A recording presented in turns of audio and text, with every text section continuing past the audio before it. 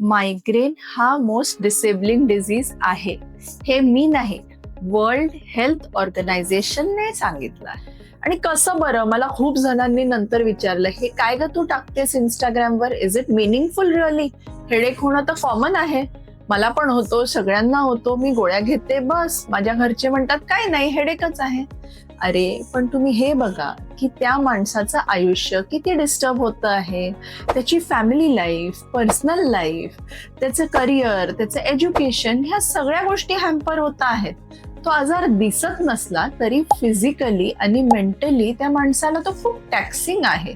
आणि definitely it is the most disabling disease and I totally agree with it. It is not psychological, it is neurological.